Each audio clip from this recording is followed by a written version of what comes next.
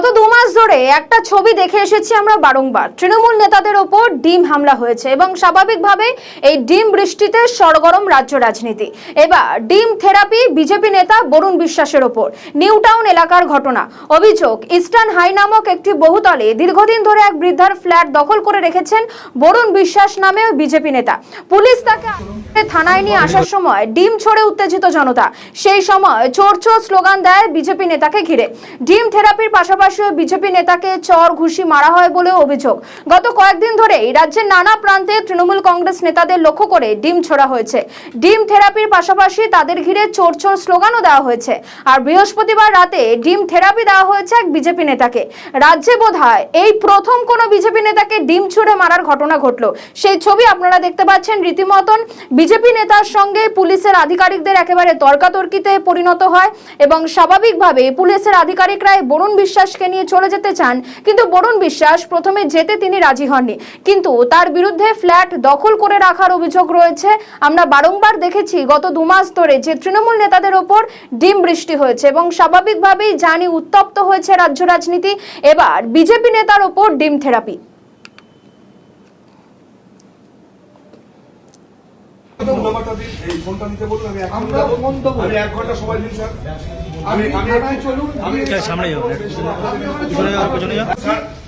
আমি with due respect বলছি, ওরা মোবাইলটা নিচে দিতে বলুন স্যার। মোবাইল দিয়ে দেবে আপনাকে, আপনি চলুন। আচ্ছা, আপনি বলেছেন আমাকে একটু ফ্রেশ হতে দিন।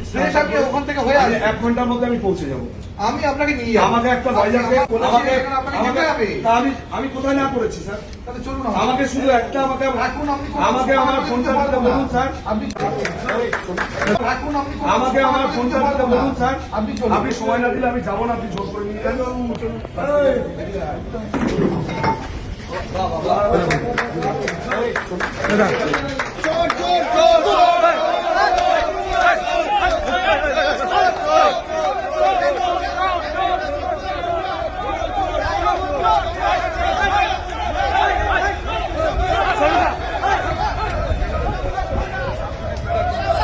বরুণদা আপনাকে ধরে নিয়ে যাচ্ছে, বরুণদা কি বলবে?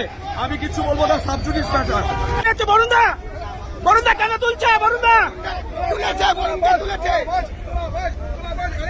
বরুণদা কেন তুললা? ওকে বলতে কাকে দিয়ে? এই বরুণ বিশ্বাসকে। বরুণ বিশ্বাসকে ফ্ল্যাটটা ভাড়া দিই। তারপর 2018 সালে আবার রিনিউ করি। তারপর ওকে তারপর 2000 তো গোলমাল হয়ে যাচ্ছে।